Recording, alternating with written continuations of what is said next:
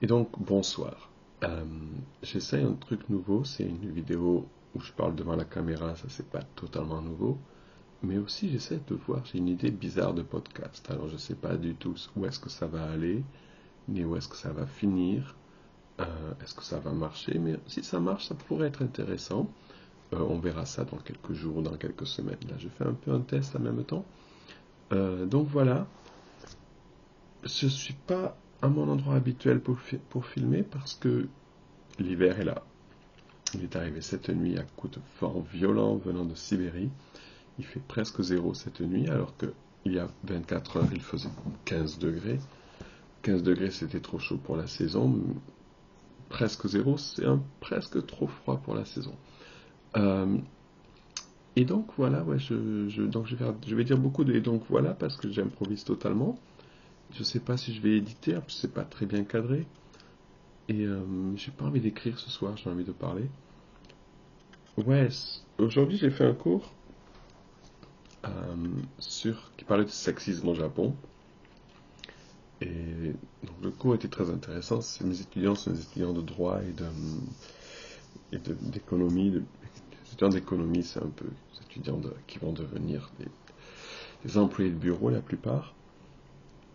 Et c'était sur le sexisme au Japon, donc, et ça parlait d'une histoire que certaines entreprises forcent les femmes à mettre des talons au travail, même si ça leur fait très mal aux pieds, même si ça les blesse. Et évidemment, les hommes n'ont aucune restriction similaire. Et ça partait de ça. Et malheureusement, le sexisme a encore de beaux jours au Japon. Mes étudiants ont 18-19 ans. Ils sont jeunes, ils n'ont pas d'expérience de la vie tellement, mais je trouve que cette nouvelle génération est assez intéressante et pas surprenante peut-être pour les idées qu'on se fait du Japon parfois. Ils sont pratiquement pas homophobes à ma connaissance. Les rares fois où j'ai pu parler de la chose avec eux, ils sont tous d'accord que les gens peuvent aimer d'autres gens qui sont du même sexe qu'eux. Euh, Ils sont pas vraiment anti-immigration non plus. La plupart comprennent bien que s'ils veulent que leur pays survive avec sa baisse de population, il n'y aura pas d'autre choix que l'immigration massive. Si elle n'arrive pas, c'est parce que les gens au pouvoir sont des vieux, pas grabataires, mais presque, j'allais dire des vieux cons, mais oui, on peut le dire. J'espère que mon visa va pas être retiré. Et donc voilà, ils sont beaucoup plus ouverts qu'on ne le pense, même presque plus ouverts que certains de leur génération, certains Européens de leur génération, parfois, je pense. Mais voilà, le sexisme, c'est pas encore ça. Donc je faisais ma classe, je parlais des trucs. Déjà dans la classe, c'est très marrant comment elle est disposée. Il y a vraiment toutes les filles d'une moitié de la classe et tous les garçons dans l'autre moitié de la salle, physiquement. J'avais déjà vu ça, et souvent avec les étudiants de droit et d'économie.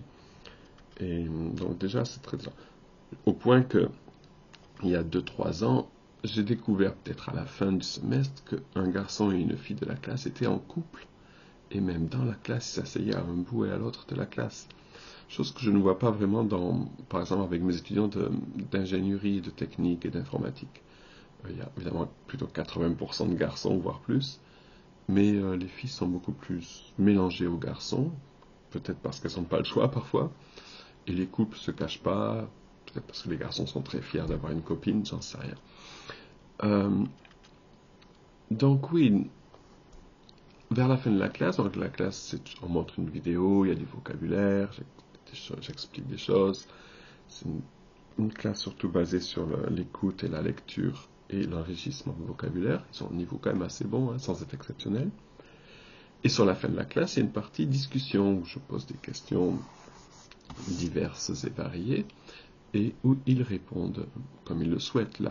La réponse elle-même n'a pas d'importance. L'important, c'est qu'ils s'expriment leur pensée en anglais. Et donc, une des questions, c'est de leur demander d'autres exemples de sexisme au Japon. Et les filles avaient beaucoup d'exemples à donner, hein. Les salaires, dans les employés et eux de bureau qui sont souvent relégués aux tâches presque ménagères de bureau, préparer le thé pour les réunions, les choses comme ça, c'est vrai, c'est une réalité.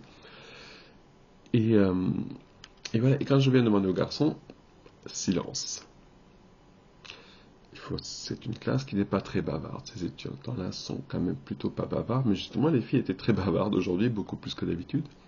Les garçons, silence. Alors, il y en a probablement qui avaient des choses à dire, mais qui ne voulaient pas les dire, peut-être devant les autres garçons. Et puis, soudain, il y a un garçon que j'interroge. Ils ne lèvent jamais la main. Je les interroge et soit ils veulent répondre, soit ils sont pas d'humeur. Et donc, ce garçon est d'humeur. Il me dit, un des signes donc de sexisme au Japon, c'est les wagons de métro et de train qui sont réservés aux femmes. Et donc il me dit que c'est très sexiste parce que ça exclut les hommes et qu'il n'y a pas de wagon réservé aux hommes. Et donc voilà, c'est un exemple de ségrégation sexiste. Et donc voilà, donc si vous n'êtes pas très familier avec le Japon, ces wagons existent, pas dans tous les trains, mais surtout dans les grandes villes. Et ces wagons sont très simples, c'est que un des grands problèmes du Japon aussi, c'est que dans les trains bondés, dans les métros bondés, il y a des mains baladeuses, un peu trop baladeuses parfois. Et parce que le Japon est une société qui évite les conflits toujours directs, quand les femmes se retrouvent victimes de ces agressions sexuelles, très souvent elles ne disent rien parce qu'elles ne veulent pas faire de scandale, ça leur retomberait dessus parfois peut-être, ou même si ça leur tomberait pas dessus, elles n'osent pas le faire. Et donc voilà, donc c'est un grand problème des grandes villes et des métros bondés au Japon. Pas tellement du côté de chez moi, je n'habite pas dans une grande ville et il n'y a pas de métro. Mais voilà, et donc dans certaines grandes villes, des wagons sont interdits aux hommes pour cette raison-là. Et ce pauvre garçon trouvait que c'était du sexisme. Alors je sais pas quoi faire. J'ai rien à faire, je sais pas quoi faire, j'ai rien à faire. Mais c'était quand même très décevant, et parce que quand je lui ai expliqué que non, c'était pas du sexisme, au contraire, c'était une façon de protéger les femmes du sexisme, il n'était pas convaincu. Et en maintenant, c'est vrai que peut-être qu'il sait même pas pourquoi il y a ces wagons-là, c'est pas impossible, mais j'en doute. Donc voilà, c'était ma petite anecdote du jour, que je fais sous forme de vidéo.